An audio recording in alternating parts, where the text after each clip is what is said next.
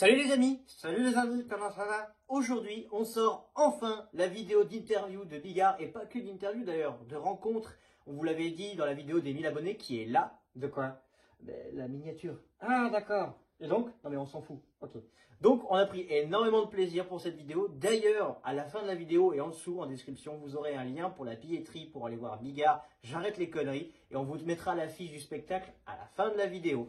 Voilà, en tout cas on vous souhaite un bon visionnage et puis à bientôt. À bientôt. Bah oui, hein. Tu vas faire quelque chose dans ça? Oui, d'accord. D'accord. Enchanté. Oui. Bon, moi... Alors bonjour Jean-Marie, ça va bien? Bonjour Denis. Ça va? Ça va? Alors je vais vous faire votre CV. Vous êtes humoriste, acteur, réalisateur. Oui. Et vous êtes le seul à avoir fait le Stade de France. Oui. Oui, on se trompe pas, c'est bon. Ok. Oui, là jusqu'à maintenant on a tout bon. Ah, c'est top alors. Alors notre première question c'est comment t'es venu l'envie de devenir humoriste comédien? Depuis la sortie de la touffe maternelle. D'accord. Ah oui, c'est clair. C'est-à-dire, oui, je suis sorti du ventre de ma mère et mes frères et sœurs, tu vois, ils sont sortis au forceps et tout, ils ont déchiqueté ma mère. Moi, je suis arrivé comme un paix sur une toile cirée. Tu vois, je n'ai pas du tout abîmé ma mère, j'étais trop mignon, elle me l'a dit 1000 fois. J'avais une petite tête comme une orange et si tu veux, c'était comme si le petit bébé qui ne savait pas parler encore, c'est comme si il disait « Gardez-moi, vous allez voir, je suis drôle ». Ah, c'est pas mal ça. Alors, je vais parler de quelqu'un. Si je te dis Robert Lamoureux, ça t'évoque quoi? Robert Lamoureux, c'était ce que j'écoutais en boucle, que j'étais petit. Il m'a tout appris, l'harmonie des mots, la rupture. Il avait des ruptures absolument incroyables. J'en suis encore imprégné, tu vois. Et donc je l'ai vénéré toute sa vie, quoi. J'ai eu l'occasion de le rencontrer, j'ai eu l'occasion de déjeuner avec lui, j'ai eu l'occasion de le féliciter. Il a fait un poème sur la fatigue extraordinaire. Oh, il m'a dit, bon, c'est un petit peu pompier. J'ai dit, putain, pompier, mais je voudrais bien écrire pompier comme ça, tous les jours, magnifique. Ouais. Un magnifique poème pour garder le courage et pour se dire, voilà, je fais vivre ma famille et je suis fier. Et chaque fois que j'ai d'ailleurs récité ce poème à ses obsèques, il y avait un prêtre protestant qui était très méchant. Il me dit, c'est quoi votre poème? Je peux le lire? J'ai dit non. Il me dit, il est où? J'ai dit, il est dans ma tête. C'est beau ça. Mais oui, il pensait que j'avais besoin d'un papier, mais... La poésie, c'est très joli, en tout cas. Je te remercie infiniment. Ah oui, c'est vraiment joli. Et alors du coup, notre troisième question, est-ce que tu peux nous en parler un peu du Point Virgule, l'une des salles à Paris, que tu connais bien? Eh bien, pour réussir, et si tu viens à Paris, il y a des chances que tu passes des auditions, et tu vas passer des auditions où? Dans des tout petits endroits où on a toujours besoin de nouveaux talents. Donc il est vraisemblable. Et je t'appuierai à fond, tu peux compter sur moi. Merci beaucoup. Merci. Non, mais je ferai tout ce que je pourrai pour que tu puisses passer des auditions, et notamment au Point Virgule, puisque c'est là que je suis né artistiquement. D'ailleurs, je me suis amusé quand j'ai fait Bercy, donc j'étais le premier humoriste seul en scène à faire Bercy, je me suis amusé à faire des t-shirts. J'ai fait des t-shirts 26 point virgule, 27 off et 28 Bercy. Parce qu'il me fallait un jour off pour installer le matériel. Tu vois, à Bercy, c'était gigantesque. Et donc, je me suis amusé, en hommage à cette petite salle qui m'a permis de démarrer, je me suis amusé à faire la plus petite salle intramuros à Paris et la plus grande salle intramuros, avec un jour off entre les deux. J'ai encore un t-shirt comme ça. Waouh, ah, c'est génial comme anecdote ça. Bah oui. Alors du coup, on sait que vous êtes acteur aussi, vous avez joué au théâtre Le Bourgeois Gentilhomme, Oui. Molière. Ça a sûrement été ma plus grande performance. Ah oui? Oui, plus que le Stade de France, tu vois. Ah d'accord. Ah oui, c'est-à-dire quand Alain Sachs il est venu me voir, il dit je viens te voir, je voudrais que tu joues dans mon prochain Bourgeois Gentilhomme. Et je lui dis mais pour faire quel rôle? Ben, il m'a dit le rôle du bourgeois. Ah le bourgeois. Ah ça doit être génial. Donc ben, ça devait être génial quand j'ai ouvert le livre de Jean-Baptiste Poquelin. Je me suis aperçu qu'il y avait quand même 635 lignes de texte, de prose inapprenable. Ah oui, d'accord. Donc je me suis retrouvé devant à manger un éléphant, à construire la pyramide de Khéops. J'ai pris une petite répétitrice à qui je dois énormément. Elle l'a toujours été d'ailleurs depuis et elle le sera toujours. Ah ouais, de son nom Aspiri, elle s'appelle. Et on arrivait à faire jusqu'à 20 pages par jour. Et elle me disait, allez, on y retourne. Attends, reprends depuis le début, là, tu t'es trompé. Et on déroulait, jusqu'à apprendre par cœur les 5 actes de cette pièce absolument magnifique. Et à la virgule, tu sais ce que ça veut dire à la virgule? Non, du tout. Alors, je vais t'expliquer. À la virgule, c'est comme à la Comédie Française. D'accord. Tu as des vieilles dames qui sont là avec leur carte pour regarder si tu as fait ho ho ho ou si tu as fait ho ho.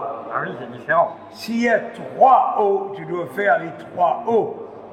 Tu ne dois pas en faire 2. Oui. Donc, je ne te dis pas la pression énorme qui a diminué au fil des jours, puisque si tu veux apprendre un texte en prose aussi pointu, c'est comme si, comment te dire, c'est comme si tu enfilais une carapace, tu sais, en fer, des chevaliers de l'époque de la guerre. Tu es coincé de partout que tu as enfilé toutes les pièces, tu ne peux plus bouger. Et puis, plus tu joues, plus tu apprends, plus l'armure devient élastique.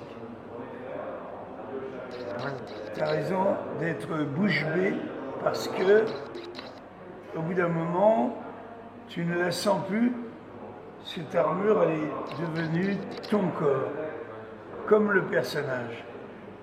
Et tout à coup, eh bien, les mots, ils viennent, ils s'écoulent comme une rivière. Et à force de mettre les morceaux que tu maîtrises au bout des autres morceaux que tu maîtrises, eh bien, tu finis par tous les rentrer en toi. Et là, je te dis pas, je ne ferai pas de gestes déplacés. D'accord. Devant toi, parce que tu es un enfant. Mais petit à petit, ça rentre en toi et tu deviens le personnage. Mais c'est la même chose pour tous les rôles. Ce qu'il y a, c'est que celui-là, il était en plus un peu, mon bourgeois était un peu fou. Plaise à Dieu de protéger Pascal Bordet, qui était la costumière. Elle m'a fait des costumes ridicules. J'avais une espèce de un queue de pie, avec les deux queues de pie qui partaient en l'air derrière moi. Ah oui, trop bien. Ouais, complètement ridicule. Quand je bougeais comme ça, mes deux queues de pie bougeaient. Ah, c'est génial. Comme ça. Et elle a voulu rendre mon personnage un petit peu loufoque. Ça a beaucoup plu à Alain Sachs. Et nous avons joué 110 fois. Tu m'entends bien? 110 fois? 110 fois au Théâtre de Paris. Ah. Il y a 1100 places. Ah oui, 1100 places. 110 fois plein à craquer du premier au dernier jour. Ah oui. J'avais fait dans le hall du Théâtre de Paris, tu iras certainement avec ton maître un jour. Ah oui, certainement. Et tu verras ce hall, il est immense, tu vois. Et on avait, comme on tombait dans notre public, dans tous les restaurants autour du Théâtre de Paris, on n'avait jamais de place pour manger. Nous étions 23 comédiens sur scène, 83 costumes. Je ne sais pas si tu vois l'entreprise. C'est pas mal. Et j'ai donc décidé de prendre mon catering. Le catering, c'est celui que tu trimbales en tournée, qui est un cuisinier qui vient avec toi, avec son matériel, et c'est lui qui fait à manger pour tout le monde. J'ai pris mon catering, je lui ai dit, tu viens t'installer dans le hall du Théâtre de Paris, et il nous faisait manger tous les soirs. C'était 10 € le repas, et les gens payaient 15 € s'ils avaient un ami à inviter. Donc ça coûtait rien. Rien du tout. Et donc j'ai reçu des hommes politiques, j'ai reçu Nicolas Sarkozy notamment, par exemple, qui est venu, et j'avais fait un casier le long du mur, et je ne sais pas ce qu'il est devenu, mais je paierais cher pour le récupérer, avec les ronds de serviettes de tous les comédiens. Donc un casier avec 25 ronds de serviettes, Madame Jourdain, tu vois, le bourgeois, et tous les personnages avaient leurs ronds de serviettes, et ils avaient leurs serviettes dans ce casier qui était dans le hall du Théâtre de Paris. Oh, c'est génial. C'était vraiment magnifique, et comme ça on a résolu notre problème et on mangeait ensemble. Il nous est arrivé une fois, tu vas pas me croire, mais je te le dis quand même. J'ai Nicolas Sarkozy qui est à côté de moi. D'accord. J'ai Maxime Le Forestier qui est en face. Ah oui. Et il y a Laurent Ruquier ce jour-là qui passe, il dit, j'étais ministre de l'Intérieur à l'époque. Il dit, monsieur le ministre, je ne suis pas venu vous voir vous. Je suis venu voir Jean-Marie. Oh. Donc un petit froid, tu vois. Et à un moment donné, tu me crois pas, j'ai entendu Nicolas Sarkozy chanter Parachutiste à Maxime Le Forestier. Ouais. Tout d'un coup, il se lance, donc le ministre de l'Intérieur, il lui chante, tu avais à peine 18 ans, Quand on t'a mis un béret rouge, quand on t'a dit rentre dedans, tous ceux qui bougent. C'est une chanson de 68 art, tu n'étais pas né. Ah non du tout, non. Et il se met à chanter cette chanson à Nicolas Sarkozy. Je ne sais pas si tu vois la dichotomie entre les personnages. Et j'ai vécu ce moment-là avec joie. C'est pour moi un souvenir absolument incroyable. J'ai produit avec mon argent et on était incapable de dire avec tous les frais, 25 salaires, il n'y a que la Comédie Française qui fait ça. Ah oui, non. 83 costumes, il n'y a que les Comédies Françaises. Moi, j'ai tout payé. Il y avait des projecteurs qui ne marchaient pas, qui étaient en panne, on les change. Ouais. Ils n'avaient jamais vu ça. Un comédien, j'avais plein de pognon à l'époque, qui faisait toutes les réparations qu'il fallait faire au théâtre pour que cette pièce se joue et qu'elle soit saluée par la Comédie Française. Parce qu'on l'a fait à la virgule. Donc, c'est forcément de loin mon bébé préféré, tu vois. Ah, bravo, en tout cas. Ouais, ça a été une vraie performance, je l'ai accomplie et je suis toujours très très fier. Parce que le bordel a rendu son âme et on était tous bien tristes sous la coupole de Père Lachaise d'avoir perdu la meilleure costumière qui a été nominée, je crois, 13 fois. Ah oui, 13 fois quand même. Aux Molières et qu'il y en a eu 3, je crois. Ah oui. La meilleure costumière du monde. Ah bah. Et elle a travaillé pour moi, elle était amoureuse de moi. Elle me disait, j'aime ton corps, j'aime ton corps. Un peu bedonnant, mais elle adorait m'habiller. Ah là, ça, c'était bien beau. Un souvenir incroyable qui n'a rien à voir avec le spectacle seul en scène, tu imagines bien. Oui. Là, je suis rentré dans un espèce de grand bain qui méritait le respect de tous qui jouent sur scène et de tous les comédiens. Donc, c'est ma médaille, ma Légion d'honneur, c'est mon bourgeois gentilhomme. Ah là, chapeau, je te salue. Ah bah écoute, moi aussi. Et puis, tu as un nouveau spectacle qui s'appelle J'arrête les conneries. Oui, exactement, on a l'affiche qui est derrière. J'arrête les conneries. C'est Laurent Ruquier qui m'aime beaucoup et il m'a dit j'ai trouvé le titre de ton prochain spectacle. Je dis vas-y, fais péter. Et il m'a dit c'est J'arrête les conneries. Wow. Ça m'a fait rire. J'ai dit mais quel titre merveilleux pour un mec comme moi qui passe tout le temps les bornes, hein, qui fait un doigt à toutes les convenances, qui parle quand il faudrait fermer sa gueule, qui a une énorme paire de couilles.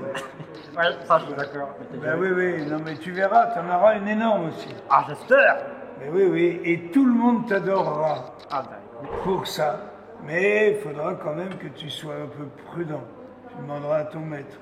Hein? Pas prudent, je t'expliquerai. Ah d'accord, ok. Et puis, du coup... C'est quoi prudent? Ouais, c'est quoi? Alors, je sais pas ce que c'est. On verra après, d'accord.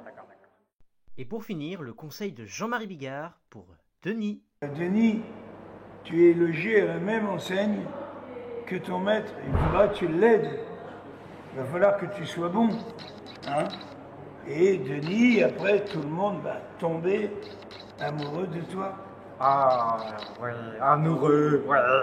Et bien sûr, tu seras content parce que tu auras le droit de dire beaucoup de choses, Denis. Oui. Tandis que toi, non. Ouais. Non, mais on attribuera tes propos plus à toi qu'à ton maître, tu comprends? Oui, je comprends. Et donc, tu auras une petite marge supplémentaire. Et il faut que tu en profites, d'accord?